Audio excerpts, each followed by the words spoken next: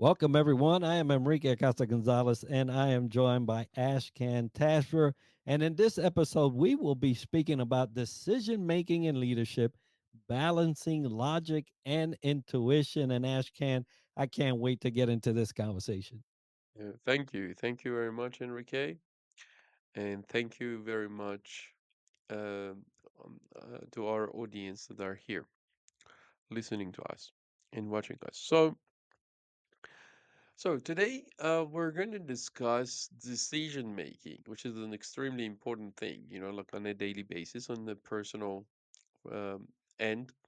We make many, many different decisions, small or big, whether we consider them being significant or insignificant, all the way to um, when it comes to organizations, teams, and mm, politics. The politicians make decisions, and basically, we are constantly making decisions. You were dealing with dilemmas and going this way or that way, choosing this option or that option. So basically, decision making is an extremely important thing, and that's obvious. Yeah. Now, um, so it's really good to look into like how we exactly make decisions. Yeah, and what would be the most optimized way of making decisions. Yeah.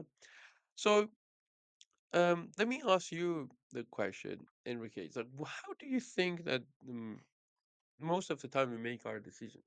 It's a very broad question, but still, Yeah, and if you're asking me in business, it's yeah. usually driven by data, analytical type of decision making, because whatever we do has to be derived by some type of response, and then that response dictates what we try to do in turn in the future. But there are some leaders that say, hey, I go by my gut feeling, or something that I Okay. feel inside, and that's when they go, sort of like Wall Street. Right? It's like I feel Yeah. like I need to get that stock, and I knew it because I felt it in my gut. Yeah. You'll see a variation of those two in leadership decision. Yeah. Yeah. Yeah.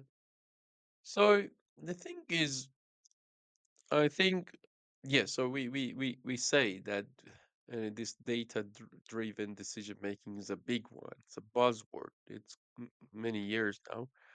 Um, but in reality, I think there's how can I say it so that we are being politically correct in a way. No, no, actually, we don't want to be really politically correct. We want to have a straight conversations. So let me just say. So the thing is, no, we actually don't make most of the time we don't make data-driven decision making. As a matter of the fact, we never make decisions based of uh, pure data, and I can elaborate on that because that seemed being very radical. Um, so what we do at best is this. See, um, we make our decisions based on intelligence.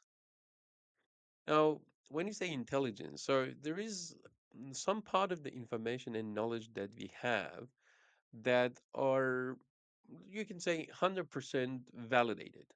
Yeah, 100% validated. But there's also the parts that are not validated and they may not be able to be validated 100% due to the nature of whatever basically it is. So you always end up having some part of the information that you have being relatively validated, and then some part of the information you have is not validated. Now, from the aggregation of these validated and not validated data or information, then you shape this thing that we call it intelligence, and then you're going to make your decision based of the intelligence available to you. So when we say data-driven decision making, the data on itself is not necessarily giving you anything. And it's this is a technical conversation. When you say data, it's just raw. But then you extract information out of that data. Now you can extract information out of any data in various different ways. So in another way, you can say that depends on your team or yourself and your ability to extract information out of data, you can come up with very, very different, radically different conclusion from the same data. So if you have data, we have information which you draw out of that data, and that information is going to turn into knowledge of some sort. So because of that, so it's like the data doesn't speak for itself, as opposed to what typically many think. Data doesn't speak for itself. Delta data is there, but then we extract the information and knowledge that we want out of it. Now, this can introduce problems. Um, for example, biases. In one of the episodes that we had, we actually discussed the complexity conundrum, and then we discussed why is it that we don't go deeply looking into the deep root causes, yeah, and we stay at the surface when we're analyzing some problems. So yeah, so we can have various different types of biases. We may already see something in a certain way. We seek evidence as empirical data to justify that. That's quite common. Yeah. So and it's like we want the problem to be what you know um we thought about, um and then we just seek the evidences for that. Yeah. So that's one thing. Now, also I want to bring this to our attention that when it comes to us human beings, we think that we're making decisions tapping into our rationality. Do you think so, Enrique? Do you think that we make decisions by tapping into our rationality? I believe that there are some that think that that is a way of deciding. Yeah, that's a way of deciding. Okay. Okay. So see, the thing is, this again, this can seem a little bit radical, but factually true. Yeah, so factually true. See, um, when it comes to us understanding something, we rely on our sensory surfaces. Yeah. So the sensory abilities. You're going to receive certain signals, and for example, our nose is not going to be as effective as a dog's nose. Our hearing can only hear things, signals, in frequencies, sorry, from certain length wave to certain length wave.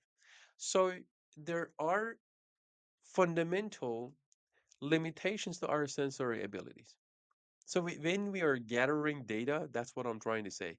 When we are gathering data using our sensory abilities, we are already dealing with restrictions and limitations. Now, then we go one layer higher than that. It comes to our perceptual structure. Now, when it comes to our perceptual structure, also we have limitations. See, we human beings, we can see things that aren't there. We can be delusional. We can see things that aren't even there. At the same time, sometimes we can not see something that is so apparent and so close to our eyes. Yeah. So these are the intrinsic limitations to our perceptual structure. It also happens that we can be quite lazy in developing conceptions when we are about to perceive things and then develop the conception. So therefore, because we don't want to deal with that the mental process, we may outsource the conceptual perception creation to others. So therefore, we let opinion makers or thinkers or different people in different fields to come up with a pre-configured, pre-packaged conception of something, and then we just adopt that. We outsource that computation and heavy cognitive um, or mental process that we need to go through to shape congruent conception of different parts of reality. Now, I know that this may seem very technical, but basically all I'm saying is there are limitations to our sensory abilities. There are also limitations to our perceptual structure, and there are limitations to our mental processes or rationality, conceptual structure. See, it depends on our IQ, depends on how trained we are in um, activities such as comparison, analysis, reflection, contemplation, discussion, and all that, then um, our rationality is going to give us completely different output. Because sometimes when we talk about rationality, it is as if like everyone, if you're being rational, rationality is the solution to everything. And if you're being rational, you're going to end up having the exact solution or the best solution, but that's not the case. And I know that it can be quite humbling, yeah, to deal with that, to face that, but it's a reality. It's factual. See, as an individual, can you say, Enrique, that your rationality throughout all your life have always worked in your favor? Oh, absolutely not. Well, I mean, see, I don't think anyone can say yes. So if they're vulnerable enough, yeah, and epistemically humble enough, because see, your rationality not always is going to work in your favor. All of the mistakes, perhaps many of the mistakes that I have made in my life, and see, not even objective mistakes, the things that I personally, from a subjective sense, I consider them being mistakes, I've made them through my rationality at some point. So, therefore, what I'm trying to say is this rationality that is being so glorified is not something that absolute that we wish it to be. Yeah.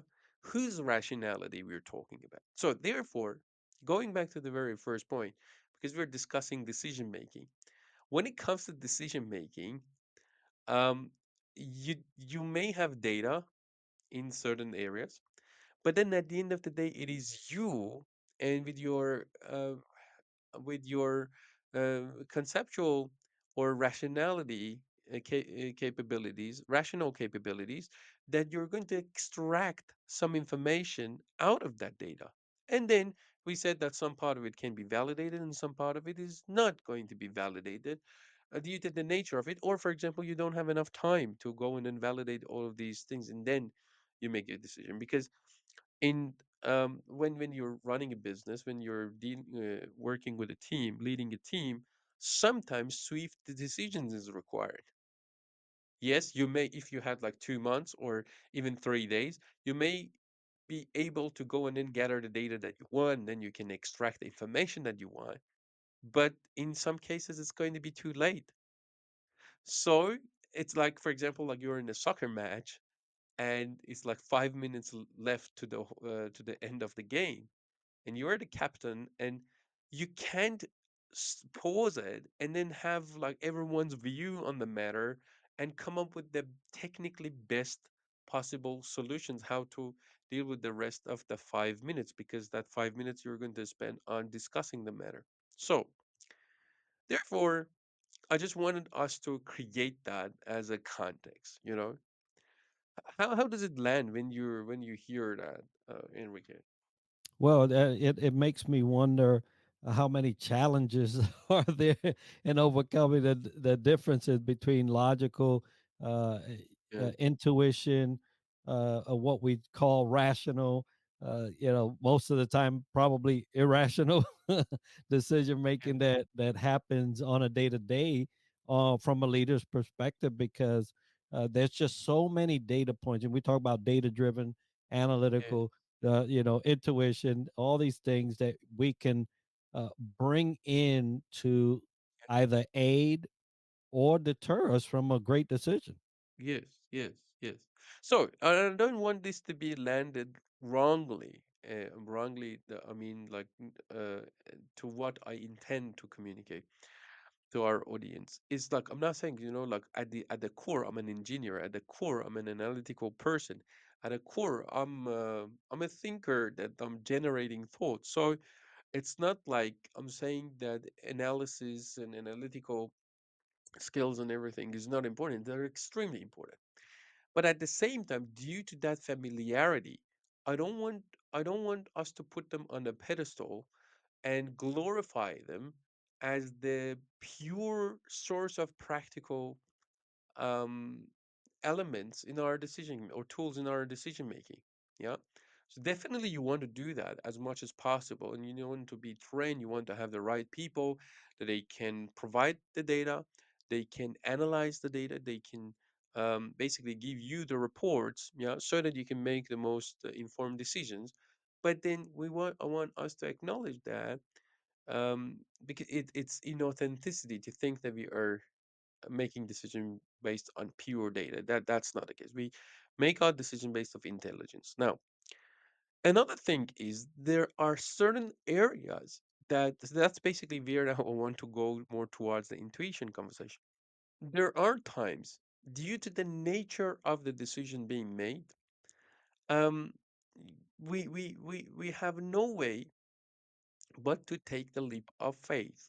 So, for example, you're hiring a person. Yes, you can look into their qualification, the competency, what they are presenting to you.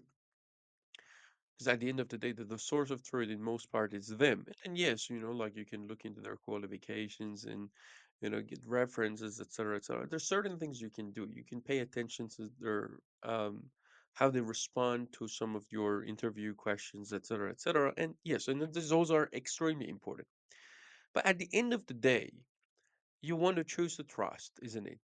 And choosing to trust here, it's not necessarily data-driven decision. What kind of an empirical data you're going to gather to support your decision that yeah, this person would be the right person to lead our software development team, our sales team? How are you going to do that? There are areas that you can't even gather empirical data so that then you can extract information. And that's exactly where you have no way but to tap into a level of intuition, or you're going to take the leap of faith. So then, in that case, faith as a way of knowing, which may not be as reliable and as communicable as logic and rationality, yeah, or looking into data analysis of the data. But it has its role because see, we're running businesses, and running businesses is not mathematic classes. You're dealing with tremendous number of a very high number of variables, moving parts, that it's going to be really hard to compute that, and like even gather data and then compute that data so that you can make the best technical decision. So therefore, there are times that we want to tap into our intuition. But then, like when I talk about intuition, I want to ensure that we're not making it an extremely mystical experience. So basically, when we are talking about intuition in this case, we're talking about um, initial insights. We have the thoughts that they strike us from unknown sources, or at least at the time, we ourselves, with our conscious mind, we cannot tell where that thought was coming from. But then here and there, like if there is no other more reliable, typically reliable or conventionally reliable sources that we have, like gathering data and extracting information, then you want to be able to basically leverage this other way of knowing. Yeah. And and there are people that they so leverage that, and they take the risk, and um you know they tap into their intuitions, and there are people that they are radical um rationalists, you would say, or they're dealing with scientism. They just like treat science in their decision making as as a zealot, yeah, religiously, yeah. But there's a balance there. There's a balance there. And in my studies, so going beyond like what I have now to say, so there are many renowned leaders and entrepreneurs that explicitly in their interviews they say that they tapped into intuition, um, despite coming from engineering backgrounds. So they're so capable of engineering and analytical thinking. But there are times that in very, very important decisions that they make in their lives and in their businesses, leading these very uh, famous, successful organizations such as Apple, um, they make these decisions based off intuition. And there was this particular interview with Tim Cook. He was saying that one of the key decisions that he made, including like joining Apple, was quite intuitive. Yeah.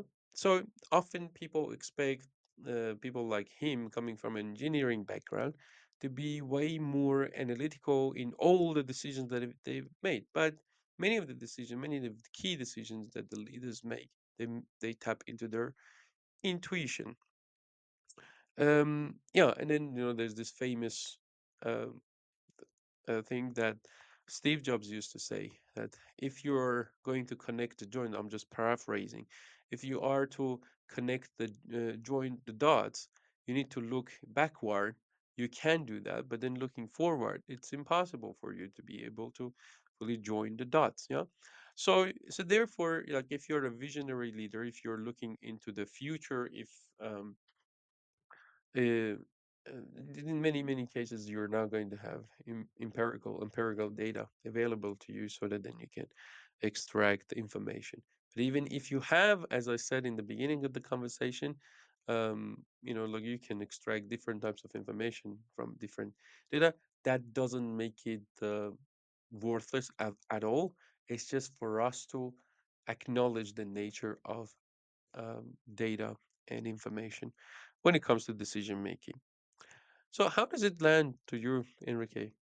Yeah, no, it's very profound to even think of, like you mentioned, Tim Cook, engineer by background, and made an intuitive decision. Basically, the gut, it led him to decide, and it's a lot of times we think about the intricacies of how we make decisions. Yeah.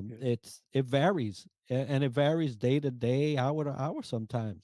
And it's funny how the human part of ourselves comes into play when we come to having to make a decision. And a lot of times, and I was just going to ask you this, there's times where there's a lot of biases in how we make decision making. So how can we overcome that in that Mhm. regard? Yeah. So what one thing I would like to add, and I think that like in some of the feedback I was getting, our audience watching these videos, they would love to have more and more tangible parts of these conversations because sometimes we go philosophical, technical.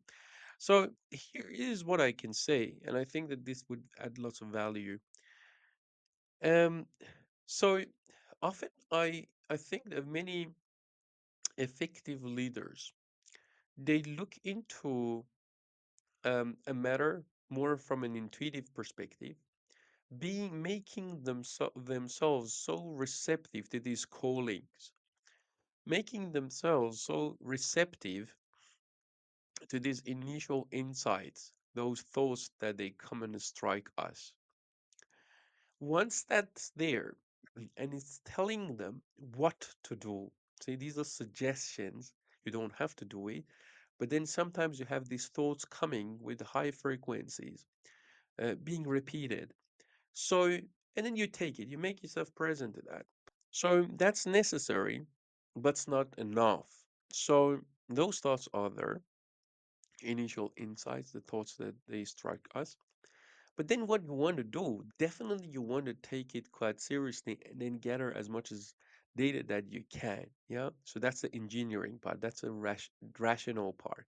You want to use different tools. You want to engage different experts. They can gather the data that you need. They can analyze the data that you need so that you can basically look into it from a rational perspective. So the first, that intuitive part, that making yourself receptive to the callings in what to do in general, and then taking that as a suggestion, and then going and then do your rational mental processes in basically creating some higher degree of clarification.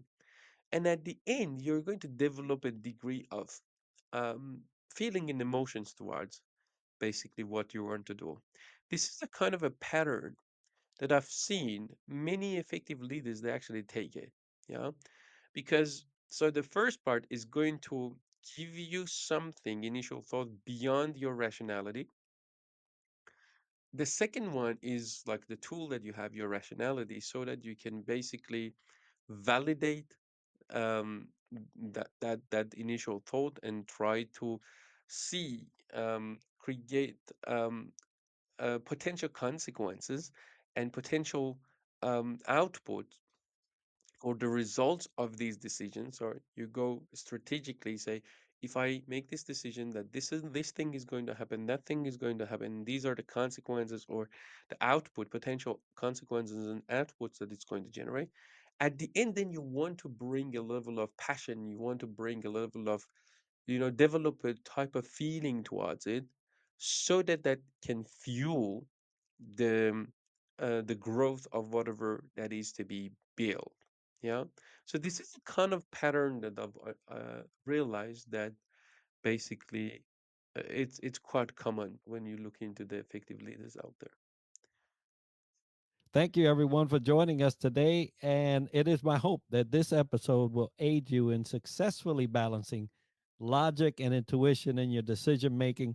I know there was a lot covered today, and it was great to discuss all those attributes that make us leaders that are able to decide.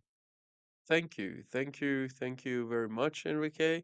The last thing I would like to say before we wrap it up is, see, we talk about decisions on the surface, but my studies showed me, it's now well documented in the books, that at the end of the day, the decisions that we make and the actions that we take on the surface, they're being driven by our more subtle, deeper fundamental qualities that I call them aspects of being. So the way that we relate to all of those aspects of being, so the way that we relate to authenticity, awareness itself, and commitment, courage, fear, anxiety, and so on. At the end of the day, they drive our decisions on the surface. So look, we can talk about decision making without diving deep into these more subtle, invisible qualities that we have holistically. So I just wanted to put that also out there. And thank you very much, Enrique, and thank you very much, everyone.